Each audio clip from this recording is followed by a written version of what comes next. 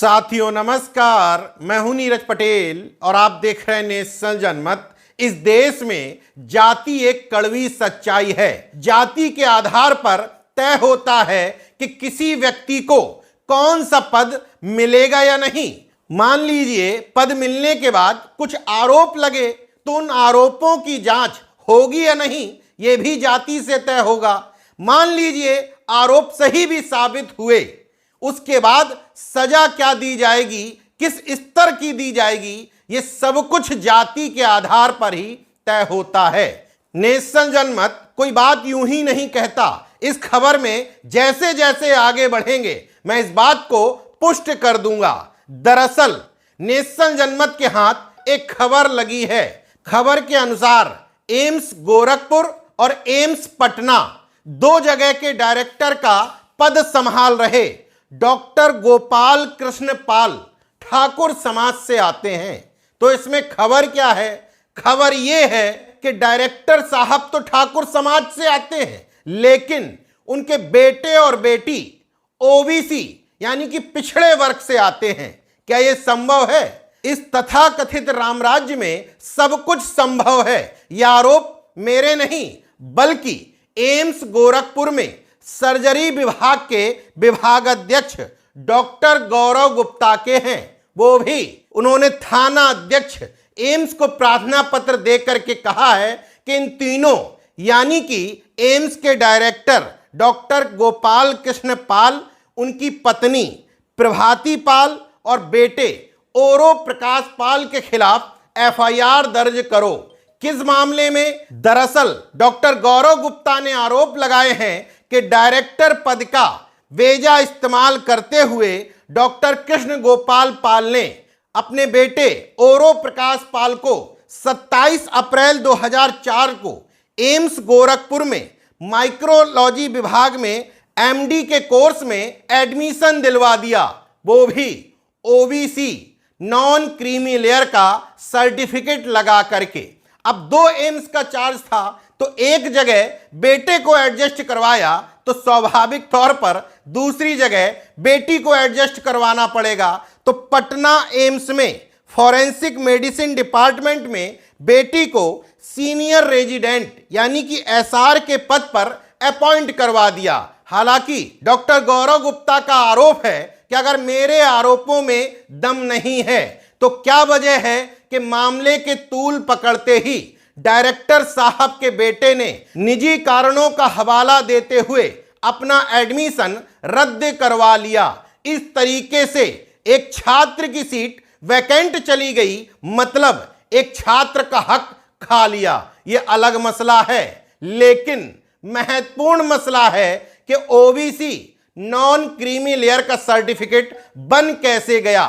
Doctor Gupta आरोप लगाते हैं कि एम्स का डायरेक्टर होने के नाते, वो भी दो जगह का, डॉक्टर गोपाल कृष्ण पाल के पास तकरीबन 40 से 50 लाख प्रति साल की सैलरी आती है और उनकी पत्नी प्रभाती पाल पांडिचेरी में एक मेडिकल कॉलेज में प्रोफेसर हैं।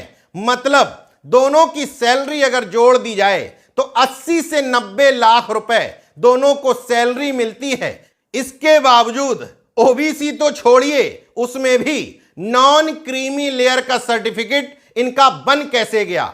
हालांकि ये बात बिल्कुल सही है कि क्रीमी लेयर की आय में सैलरी और कृषि आय को नहीं जोड़ा जाता, लेकिन जिन घरों में माता और पिता दोनों बी क्लास के अफसर होते हैं, उनके बेटे या बेटी को क्रीमी लेयर का लाभ नहीं मिल सकता। खैर छोड़िए, creamy layer non creamy layer की बात तब लागू होती जब ये पिछड़े वर्ग से होते। डॉक्टर गुप्ता ठोक के पूरी जिम्मेदारी के साथ कह रहे हैं कि डॉक्टर गोपाल कृष्ण पाल ठाकुर समाज के यानी कि सवर्ण तबके से आते हैं, तो इनके बेटे और बेटी का ओबीसी सर्टिफिकेट बन कैसे गया। नेशनल जनमत ने शुरुआत में जो बात कही थी कि सब कुछ जाति पर डिपेंड करता है, गोपाल कृष्ण पाल को जिस तरीके से दो एम्स के डायरेक्टर का चार्ज दिया गया है, वो इस बात की पुष्टि करता है कि ये ओबीसी नहीं हो सकते।